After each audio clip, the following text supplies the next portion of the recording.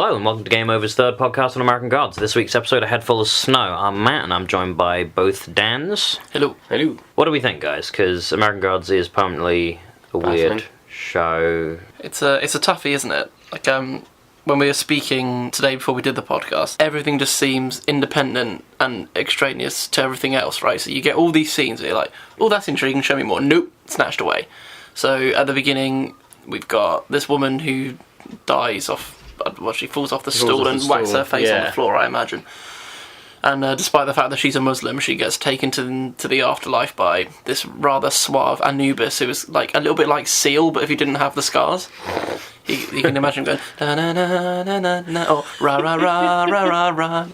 Anyone get the ancient Egyptian? Yeah. Sorry. Yeah. Okay. So again, it's a cool scene. All the lovely stars. You get the little gambit of how heavy is your heart next to a feather. Really nicely done. Pushes her into the whatever horrible looking afterlife she chooses. Jobs are good. And so you're thinking, okay, are we getting a new character introduced here? No. But then that's the way it's been for every episode so far. Yeah, like we haven't met Nancy. Exactly. Was in it for like the weird prologue thing. The Viking god was in it for that prologue bit as well. Well, he's also in every episode so far. Not obviously. Not in that way though, yeah. Not obviously. It's interesting because it's based on a book, so you got to like consider how novelesque the show is, maybe. Because if you read Filth, for example, I never read Filth. I'd also. Goodness me. I've only read a few books, so I got to kind of get it in when I can. I went to a C of E school. There are bits where you know Bruce Robertson's doing his bit, and then there are these asides by other characters, and they don't seem relevant, but towards the end they do become relevant. So maybe the show is that because they're introducing us to these gods and how they came to America, because that's what the segment's called, Coming to America, and then. And Eddie Murphy's nowhere to be seen. Yeah. But other black men. So it's called Coming to America, and then we get the context of their role in America, I guess, and then that's it. So I guess we just meet them later. Like Ian McShane will go, Anubis, blah blah blah blah. How you doing? But I'm not getting very much from it. So because we spent all the last week being like, is Shadow Moon gonna die? No. And what is it? He goads Chernobog into like, well, I don't think you can do it. I don't think you're gonna kill me in one thing. So maybe you'll need to take it. And it's alright. I'll take you up on your game again. And then he wins. So Chernobog's like not as interesting or as not interesting, but like not as powerful as he. He has some self-doubt. Certainly, he's not kind of as imperious as the other gods are. Yeah. But it raises a question. You know, they did say, oh, you've still got your one shot on my head. That's guaranteed. That's nail on. But this game is for another one. So is it all going to end with him getting his face smashed in anyway? Or are they going to engineer some way in which what's his face, Chernobog, suddenly is incapable of doing so? Is he going to get killed conveniently in this war we're building up to? Well, Chernobog does say, I will come with you and I will kill you at some point. So... Is he a plumber? But why is he going to do that? Like, he's... What does this character want? That's all we ever need to ask about any character. What do they want? He wants to feel powerful and strong again. And we know that in this world, belief is the important thing. So Mr. Wednesday gets Shadow Moon to think about snow, and then snow happens. Is that Mr. Wednesday making the snow happen, or did Shadow Moon make that happen? And I think that's what the show is asking you as well. And I think even he's like, is that me or was that not? Yeah. I don't know. Well, the main question really is who or what is Shadow Moon? Is he some kind of god? Is he like a historic minion of one of the gods? So, you know, obviously not specifically this, but the kind of rank equivalent to like a Hermes or something like that, who's just kind of affiliated with the gods but isn't actually, you know, one of the big cheeses himself. But it's kind of, it's a bit like Westworld, but replace smart ass intellectualism with weird LSD like spirituality, where you know it's good, but you don't know what the hell's going on. Yeah. And this just seems to be a trope of TV in general these days. You're totally in the dark, or at least a little bit befuddled, until the last 20% of the series, then everything comes together. And I don't like the model of it. It's a frustrating watch. But again, it's because it's probably because it's a bit like a book. Like the book, as I understand it, is in no rush either. It's just kind of like we'll get there eventually. So I don't know if they're longing this season out for a second season, or if everything's going to be in this one. Is this war with and against the new gods going to be next season or end of this season? I don't know. It's hard to say. The speed of the show is hard for us to define because we don't know what the end point of the season even could be. Like, we don't know how total. Yeah, no light at the end of the tunnel as of yet. Yeah. So there are lots of interesting things happening in this episode. So we get the Anubis thing. We get we'll just think about snow and it'll happen. We get the meeting the other sister who's with Who's the on top of telescope. the telescope? Yeah. And she gives him a silver coin. So now he's got a gold coin and a silver coin, though the gold coin seems to have brought Emily Browning back from the dead as well. Well, it's the lucky coin. Which also, I mean, but then as we know, as I said to you earlier, the show is about sacrifice and what the cost of something good happening is. So, okay, Emily Browning's back. It's what's the but? What's the, but she got go back to the grave in 5 days' time, or but she's a zombie, something like that. Could the but also not be that he doesn't love her anymore? He's moved on. And he has moved on. Like, he doesn't grieve for her or anything like that. Because when the just truth stoic. rolled out. When the truth rolled out about her, he sort of flicked the coin onto her grave and went, that's it, I'm done. That's true. And by doing so, he brought her back. But then her coming back is still to him, because he still thinks he's going mad as well. Yeah. Like, or not going mad, but he's like, because again, we don't know what his. He's not developed enough though. He's still on that same mindset of, oh, this is mental. Is it real? I don't know. I'll keep going with it anyway. Okay. But also, does Mr. Wednesday seem like a combination of Odin because he says he is, and Thor because he's doing a lot of weather-based stuff? I don't know. I don't know if we're actually going to see Thor at some point. I don't think we are. know. I don't think we are. But like a number of people were like, oh, was Peter Stormare like budget Thor? Like, no, it's a completely different god. It's who? Peter Stormare, Chernobog. Oh, why would he be Thor? Because Just he's got a hammer. He's got a hammer. He's got a hammer, and it's got blood on it. But he is worthy of holding this hammer, maybe. Right, so the snow comes, and they do this con at the bank. They've got money, I mean, not that much money. but like, To fund a war, you need more than like 40 grand. what is where are they going with this? Because okay, so he's got Isn't some it money. Wisconsin? They're going. I don't know why they're obsessed with Wisconsin. Why are they going to the Northwest? I don't know. Is that where the Great Lakes are, perhaps? I have no idea. But belief is obviously the crucial thing of the show. That, the reason the gods are older and less powerful and just doing normal day-to-day kind of jobs is because no one believes in them anymore. So maybe, Mr. Wednesday was like, think of snow, and then he made it happen, making Shadow Moon think that maybe he made it happen. Ergo, belief is... And he's like, trusted, well, yeah. you did it, and the gods only exist as long as you believe in them. So that means some people still kind of believe. But you have to remember, he still doesn't know he's dealing with gods. He just thinks this is some weird shit. He's never gone... Yeah. Sorry, Ian McShane's not gone, you don't know who I am, do you, you mong? He's not actually come out with that yet.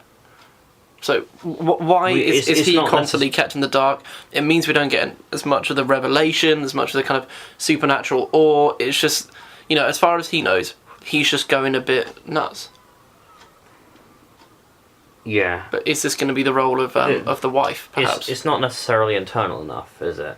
Because at no point, everything kind of happens just kind of to him. Like, he's kind of like... He's very reactive. He's like Jin Erso in Rogue One, which that's a shame. I wish that weren't the case. I think he's less bland than Jin Erso. Only just, though.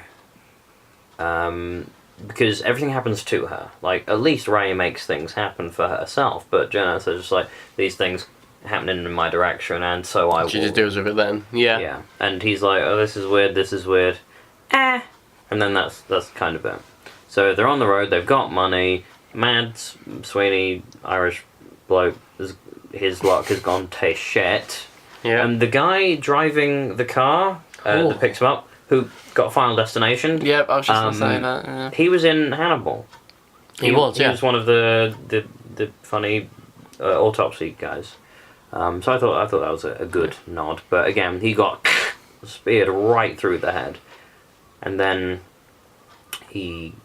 and he puts it all down to him losing his lucky coin, but he's got like bare coins. Why would he give away his lucky one? Also, that's it. Again, we don't know enough about these people, what they want and what they do normally, in order to understand where they're coming from. I think it's just a difficult show because it feels like a lot of vignettes. Absolutely. One such vignette is when Salim comes to America and a businessman is naked without his smile in America. And then he meets a djinn in a taxi. And he, my glasses fell off. Oh, I got djinn vision. And then he just goes, oh yeah, of course you're a djinn. Like you were saying to me earlier that, if you're that way inclined to believe in the various artifacts of being religious, then you'll believe it. But it must be like even the most devout Christian would be surprised if they actually met Jesus. I think A djinn is not the same kind of level. no, but it's still kind of surprising. I'd imagine it would be it's out of the norm. Out of the norm, certainly. If you, even when he was walking through the streets of Muscat, I was like, oh, ghosts everywhere, nice one. Because I don't know if you know, but a djinn's like an Islamic ghost. I think has kind of connotations of being a bit naughty, quite like a poltergeist. But the way they portrayed it in this, he just seemed to be quite a decent bloke with a massive cock. Which is what this show is, like a lot of massive cocks. Whose knob was bigger, his or Robbie's? It's hard to tell because Robbie's was definitely erect in that picture. But he had like a 9-inch floppy. It's like, is he a grower or a shower? That's the real clincher. What if he's both? And it's like 15 inches. Bloody faint. Now, about that scene, cause no lube. Again, that is well, yeah. Straight in.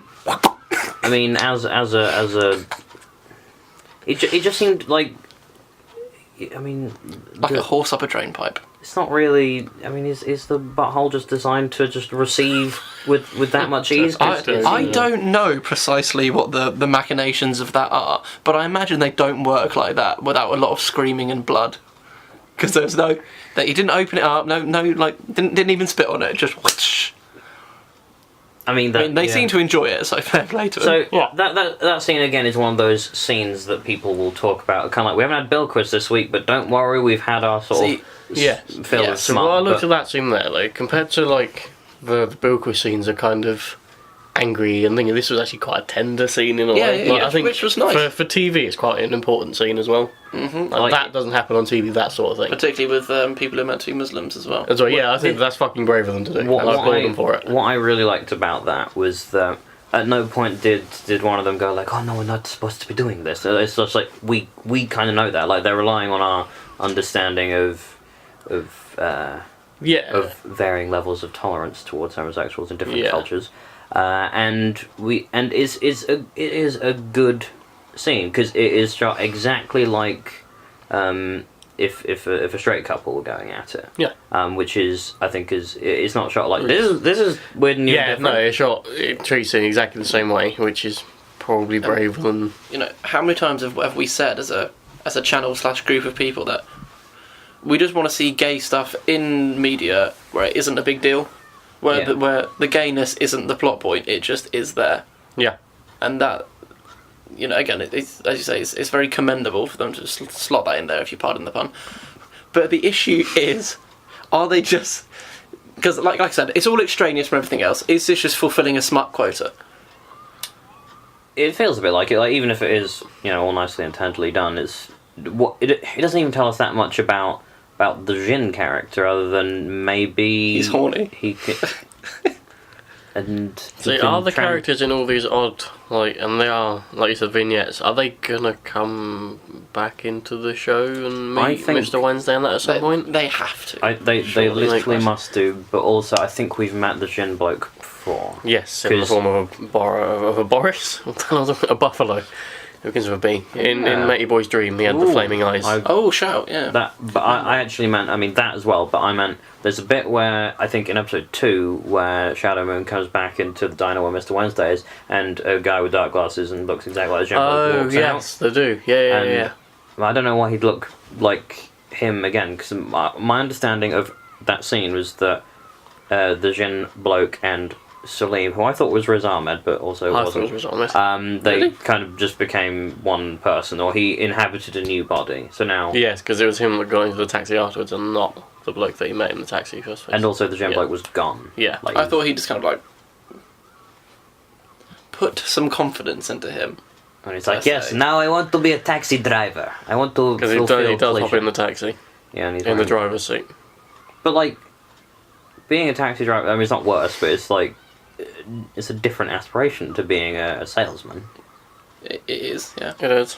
So, like, how much? I mean, again, we don't find out enough about anyone because it's not necessarily internal enough. But how much is that guy Salim, and how much is he the Jinn, or is he just like totally the Jinn now? Because when it comes to the bit when it's like, and we're in the desert now, and it's And they made like, it silver. and or is I thought it was kind of like a Westworld actually thing, and then he. I mean, you can't say spoilers, can you? But I'm gonna say it. You said it already. And then that's the resolution of it. And the scene itself was it was like he was filling him with fire, and I was like, is he gonna be like roasted? Is this gonna be grotesque from the inside? No, it's not No, Alien. it's not, yeah. It's not Alien, so that's fine. But maybe that he's just like, he's now another Jinn. We can Like safely he's say been we don't imbued know with that enough. sort of power, but yeah. Maybe I would take that to mean that he has just inhabited another body now.